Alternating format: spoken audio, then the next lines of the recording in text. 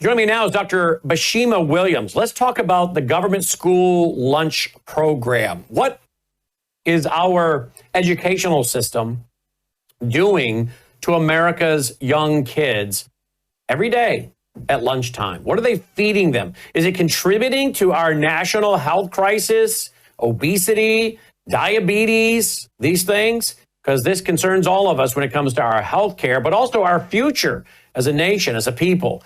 So many young people today can't even qualify for the military that want to join the military because they're so physically out of shape and obese. So this is also a national security issue, not to mention the issue of work and productivity and people that can be in the workforce and be healthy, productive workers, entrepreneurs, employees, business owners, right? Joining me now again is Dr. Bashima Williams. This is a great topic because, one has to ask, is it almost done on purpose to give Big Pharma more patients? Yeah, absolutely. And by the way, Brandon, thank you so much for having me here today. And I love sharing all things medical related on your platform. Thank you. So I appreciate it and appreciate just the opportunity to help all of your listeners and everyone out there. And this topic, I wanted to talk to you about it today because I actually had a patient who's amazing mom, amazing dad, and they're really picky about what they feed their boys at home. And then finally, one of their kids goes off to school and starts eating all this Frankenfood, she calls it, and which is true. It's all highly processed, high in sugar, low in fiber, low in good protein, low in fresh food, low in vegetables and fruit and things like that, and very high in processed foods and sugars, which then puts our kids in a sort of a little mental coma in the afternoons, which now education is really compromised. We're really affecting our children more than we know. It is not innocent. It is not just food. You guys, food is medicine. And why are we poisoning our children at school? So this mom came to me and she now has a second child in school, and now she's going to the school board because she wants to impact her school and impact what they're feeding their kids. And this is a perfect time with RFK being in the office that he holds in terms of being highly influential and being pro health and wellness. We cannot sustain our children eating this food any longer. We are going to have a medical problem that is far beyond our wildest dreams, and we may actually start to see children dying before their parents. Children dying before their parents. So clearly it's done on purpose. We've had, a long time to develop healthy lunches, right? Wasn't it Nancy Reagan that was all into not only just say no, but also health and bringing in Arnold Schwarzenegger and different athletes in America and people getting healthy and fit? I don't know if you remember that during the Reagan years. I think I do. So we've had a long time to talk about this in schools. So one has to ask, is it done on purpose? And if so, is that so it creates more customers for the medical establishment? Big Pharma? A lot has changed since Ronald Reagan was in office, unfortunately, to the quality of the food supply, to the nutrients that are in the ground, which is what the plant eats and absorbs through the roots and puts into the plant, which is what we're eating. A lot has happened to our food supply, and a lot has happened to our school lunches. I remember when I was in school, and that's when Ronald Reagan was in office. I was in 5th grade when he got shot. And I remember our school lunches were a lot healthier. At least we had some fresh fruit and some fresh vegetables to choose from. When my kids went to school, which is in the early 2000s, I was so appalled with what they were eating. It was broccoli that was soaked in butter or cheese all over it, and just all this processed foods and no healthy proteins that my kids would eat anyway, nothing that looked like their normal foods. And, I don't consider hot dogs sort of a nutritious protein source in my opinion. So anyway, we ended up having to pack their lunches every single day. But interestingly, what I used to pack in their lunches, now they're in their 20s, is actually what they're eating still, like vegetables with hummus is a normal snack for my kids to have. In reflection, what we're feeding our children when when they're in their 20s and can make their own selections is what they'll be eating based on sort of the habits they learn when they're younger. This is an opportunity, a huge opportunity for us parents to really get involved with the school board and to really get involved in our own home and start making changes. And I think it starts first with the parents and learning basic skills like how to read food labels. That's something that's really important, for example. So, do we have any federal legislation that mandates the food in our schools? Or, I mean, government wants to mandate, control anything and everything. Is there not any federal legislation that says, look, you can't be feeding these kids these things, or it has to be balanced with this kind of diet? Or is it just made up to, I mean, each school district gets to decide, or what? How's that work? I think it all comes down to not just you have to offer a protein, for example, but it's the quality of the protein, it's how the protein was cooked, and what the protein then is served with. And so there isn't great guidelines. So the difference is going to a place like McDonald's versus going to a place that actually serves whole, healthy food. There's a huge difference between the two. They're both serving macronutrients, some proteins, some carbs, and some fats, but there's a huge difference in how it affects our bodies. And so what I'm talking about is actually affecting the quality of our food and the options that we're choosing to give our children. For example, instead of having a soda machine, which is not uncommon in cafeterias anymore, and instead of having vending machines that has junk in it, which is not uncommon in our schools anymore, we should be offering whole foods like milk and water and things like that are, and that's just the drinks that are affected. I'll tell you, when my kids went to school, we always started with, what vegetables do you want? What protein do you guys want? And they would help make their lunches a lot of times. And then we would add a sort of some kind of fruit in there. Sometimes I would add a little, healthy version of a cookie, maybe something I made or something like that.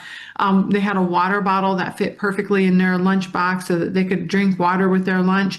But we hardly ever ate school lunches. I remember at the school we went to, which was a private Christian school until 8th grade, they would have pizzas on Fridays on a regular basis. And that's, I mean, there's so many things wrong with that I don't think we have enough time to talk about all that, but anyway, definitely. Well, I do have to remember, I do remember that school cafeteria pizza, and I don't know how I would feel about it today, but I know as a kid, we all got pretty excited when it was pizza, because I don't know what they did to it. I don't know what they were lacing it with, but it was addictive. And I can never find pizza that tastes quite like that anymore. I don't know, what were they doing to it? Do you know? I think it was just highly processed cheese and really simple dough and sauce. And to be honest with you, your taste buds have changed. So even if you were to find that same exact pizza, it would taste totally different to you now. Wow. Why is that? Why are our taste buds change? Our taste buds evolve as we expose our taste buds to different things, different foods. Our taste buds evolve to enjoy and like them. For example, my kids hated tomatoes. And I really believed in feeding them the rainbow of colors every day. So we were really intentional about that, offering 3 vegetables with dinner, things like that. And one of the vegetables we would offer frequently is tomatoes. Well, they didn't like them. Once they got to be about 10, I'm like, you know what? Just take this cherry tomato and swallow it. You don't even have to chew it, because it's the texture and it's the but after about 2 weeks, they were able to chew it. And they're like, you know what? These aren't too bad, but they are bad. They're disgusting to a 5-year-old. Yeah. But as kids evolve and grow older, they need to be exposed to these new flavors and new tastes, and then our taste buds will evolve. It's the same exact thing with, even on a day-to-day basis. If you eat junk all day, then you're not going to crave a salad. But if you're a healthy eater, you can't wait to get to your salad. And that has to do a lot with taste buds, blood sugars, hormones, and more complex issues like Absolutely. that. 100% agree with that, because there are a lot of foods I eat today that I wouldn't have eaten even a few years ago. Yeah. And now, I've always loved tomatoes. I loved tomatoes as a kid. And I loved vegetables, certain vegetables as a kid. I've always loved butter beans. I've always loved cream corn, but I grew up eating these things, down here in the South. And so I love those things and I still do to this day. But I am eating more healthier in the last couple of years. And I crave those things. I've said to my wife, you can make vegetable pie every night. It's like, you don't want to eat vegetable pie every night. I'm like, why not?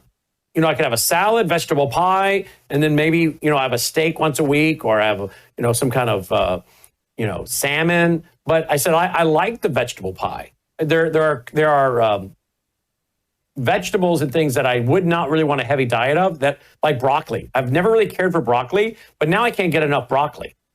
I just can't. I love broccoli. And I'm like, you don't even have to cook it. I used to have it cooked, but I'm like, that takes a lot of the nutrients out, I know. But now she's making a broccoli salad that's not cooked. It's a broccoli salad, and she's mixing in all these other things with it I'm just like, I eat it as a snack, right? I would have never thought I'd do that a couple years ago. So now I know why. As I'm eating more and more and more healthy, my taste buds are craving it. And I don't eat the junk food. I haven't eaten Doritos probably now in 2 or 3 years. I don't even have a craving for it, where I used to just chocolate. Occasionally I'll have a piece of dark chocolate, but I don't crave chocolate or junk food like I used to do. I really don't. I think some of it also has to do with not only changing my diet, but my Gatatana that I take, that phytoplankton, takes away my desire for any of those munchy stuff. So we don't keep around junk food anymore in the last few years. And I don't crave it and I don't miss it. And when somebody brings it around me, I have no desire to have it. So yeah. I didn't know why, but now maybe you explain to me. The taste buds are evolving. Your taste buds have evolved, and your desire for healthy foods has evolved. And this is why it's so critical to affect our younger kids, because we are creating when they get to choose their own food, when they're 16 and they get a car, they're going to be hitting the fast food places like you would never believe. Oh yeah, they are. So our golden opportunity to affect them is before the age of 10. And one trick that I use with my parents a lot is, the ones that tell me my kids won't eat any vegetables. I'm like, make it a choice, make it a game. Have them have 4 or 5 vegetables on the table and start playing around with what textures and what flavors and how you can make it so that they would love it. One of my favorite ways to make broccoli, for example, is just to simply steam it with some water. I don't ever cook with oil. If I can prevent it, I will bake with oil, but I don't cook on the stovetop with oil because it burns the oil and makes it rancid. Rancid oil is bad and inflammatory for your body. So I just boil the broccoli. Actually, I steam it with just a little tiny bit of water, steam it, drain the water after it's just barely changed color, still a little crunchy, but not wilted, because you're right. Cooking it definitely takes out some of the nutrients, but like I tell all my patients, I would rather you eat a wilted piece of broccoli than, something that's processed, right? Right, exactly. It has some nutrients in it. I take it off the stovetop with the water drained, and now I have my cooked broccoli. I'll sprinkle a little olive oil on it, because eating your vegetables with a little bit of oil is actually really good. It's really what? I'm sorry, I missed that last part. Sorry, it's really important because it helps you with absorption of your fat soluble vitamins that are in those plants that you're eating, like vitamin D and vitamin A and K. And, so you really want to add a little bit of olive oil or maybe avocado oil, one of those monounsaturated oils, and then a little salt and pepper, and then squeeze a little lemon juice on top. And you can make every single vegetable that you can cook on a stovetop in that way. We love cauliflower that way, asparagus that way. I'll even make some spinach that way. So it's a really easy way to make a lot of vegetables that kids will like. Sometimes it's just a matter of changing up a couple little things and your kids will like it. And it's also a matter of just telling them just to eat one broccoli sprout. I remember my kids eating broccoli at age, 15, 18 months, and, just the soft top part. So we called it a tree. This is your little tree. You make it a game. You make it fun so that they can actually, when they're little, start eating it, so that when they're 4, they're not fighting you. Good idea. If you give them chicken nuggets at age 2, Do you really think they're going to eat broccoli at age 4? No, absolutely not. All right, listen to RFK Jr. on this. Here we go. Already in the middle of completing the dietary guidelines. We're reducing the dietary guidelines from a 453-page document that we inherited from the Biden administration. That was driven by the same industry impulses that put Fruit Loops at the top of the food pyramid. We're going to deliver instead a 4 or 5-page document that tells people how to give healthy food to their children. Those dietary guidelines will then drive changes in the school lunch programs all over this country. We are writing SNAP waivers every day to the states that are applying for them so that sodas and candies are no longer available using food stamps. Taxpayers should not be paying for food-like substances that are chemically based that are poisoning our population. Yeah, absolutely. All right, very good. All right, let's switch real quick. What are some solutions before we go that we have that maybe they can get at myvitamin.com/worldview? Yeah, Brandon, one of the reasons why I'm so passionate about this is because we are seeing a significant increase in earlier onset of type 2 diabetes. We are seeing an increase in children having something that we never saw when I was in medical school, which is fatty liver disease. We are seeing a record number of children on ADD medications who are hyperactive, who are tired. We are seeing an obesity epidemic in children like we have never seen before. When you and I played around outside with all of our friends, we were pretty much all thin and running around and super active. But what we're seeing now is that 1 in 5 children is suffering from obesity already in their life. This is even before having, full puberty and, periods and all these other hormones that then start playing a bigger factor later on in life. And 70% of our food in our schools are ultra processed in many cases. And these are things that just cannot be acceptable. And then not only that, but not to mention all the hidden dyes and additives and all this other stuff that's affecting our neurological system. We need to start eating whole foods again. And I'll tell you what, one of my favorite things, and this is what I do for myself, and my kids actually love it. My kids are older now. They're home for summer, but they love making this. This is our protein powder. This is a great protein powder. Whey is a great precursor to making glutathione, which is so important for our antioxidant. Super clean product. They use cows from New Zealand and this is all A2 milk, very highly tolerable. And what I do, I take 1 or 2 scoops of this and I put a cucumber, half a cucumber, half an apple, half a frozen banana, a handful of spinach, 7 or 8 almonds, some water, because I'm not going to use processed almond milk, right? And so I'll just make my own almond flavored water and add all that stuff to it. A little bit of ice, maybe a little bit of those cocoa nibs, which are the sugar-free kind.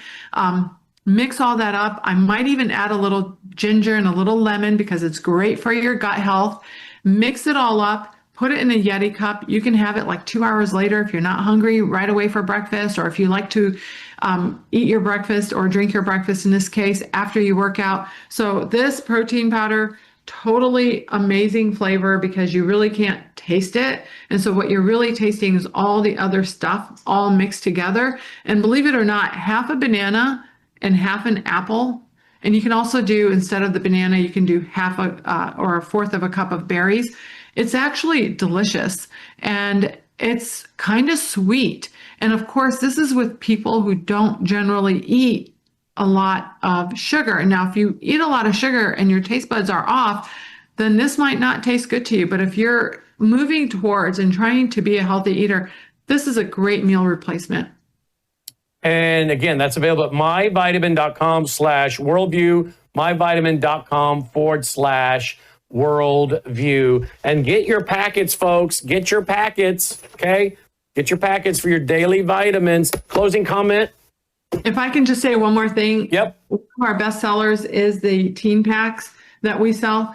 Just some micronutrients that we have seen over and over and over again in our own patients that our teens are deficient in. And one of the best things you can do for your teen is help them get the good amount of omega-3, because we are grossly deficient in that. I just had a micronutrient lab set from a 12-year-old this week who I reviewed, and significantly high omega-6 fats and low omega-3. That sets you up for a lot of systemic inflammation, your brain not working like it's supposed to, a lot of impulsiveness. So that teen pack has all that stuff in it. So omegas, and another thing you can do for your kiddo is get them on a regular sleep-wake cycle so that their brain works good in the morning. And that magnesium is really good for helping our kiddos go to sleep. So great pack, the teen and college pack. I would say anyone above the age of 12 or 13 can start taking that. A lot of times when you start investing in your health, especially as a kid, you realize the importance of it, and you really do start paying more attention to it, and not just with the supplements that you're eating, but also with what foods you're putting into your body, how much you're exercising. All sorts of good things come out from doing little things well. Excellent. myvitamin.com/worldview, myvitamin.com/worldview. And by the way, we have a health channel that's running 24/7, and Dr. Bashima Williams is featured on it a lot. So if you're like, I love all these health discussions, well, go to worldviewtube.com. You'll see our main 24/7 live player. And then right below it is the health channel running 24/7 now, with great interviews with great guests, experts, doctors, and functional medicine doctor like Dr. Bashima is running it on that health channel 24/7. So you're broadcasting a lot. You just don't know it, but you're on the health channel we've now launched. Yeah, that's awesome. Thank you for being with us. Thanks so much, Brandon. Check it out, folks. myvitamin.com/worldview. Again, myvitamin.com/worldview. All right, folks, before we continue tonight, be sure to go to worldviewtalk.com. Worldviewtalk.com. They got some major specials over there. Remember, they're running a big special on Starlink. Now, don't be so upset with Elon today that you do away with a great product. It'll all work out. This is a product I have. I have the portable Starlink. Now, you don't have to have a portable one. You can get one you put on the side of your house, and you can get it for free through worldviewtalk.com with 500 gigabyte high-speed internet plan. $165 a month, but you get the Starlink for free, like a $625 savings. Now, if you want the portable one, that's awesome, because then you can take it with you when you travel, if you have an RV, if you have some of you have a lake house, a cabin, cabin you go to in northern Michigan or Minnesota or Wisconsin. Maybe some of you in Arizona go up to the hills, and you're like, I get this cabin, or some of you guys have inherited those from your parents, your grandparents, but I don't want to buy internet. You don't have to. You take the portable Starlink with you and use it. Okay. So whether you do that for your main residence or you're camping, maybe you camp. Maybe you go camping, you pitch a tent, go camping, but you want to stay connected. Maybe you're one of the guys in the duck blinds. Dolly, you like the idea of a duck blind. You're a bird dog. You come from a long line of bird hunting, but I don't think you'd be very good at bird hunting. Nothing personal. You're better at a studio dog. Does not like a lot of loud noises. So I don't know how you would do. You know that when you were a puppy, you can come back to me for a moment. When you were a puppy, hey, Dolly, don't run off. I was going to tell you a story. Do you know when you were a puppy, you were the last dog the breeder had? I bought your sister from there too. Did you know that when you were a puppy, they normally had a cannon? They had a cannon on the property that would go off every few minutes just to get you used to the idea of loud noises.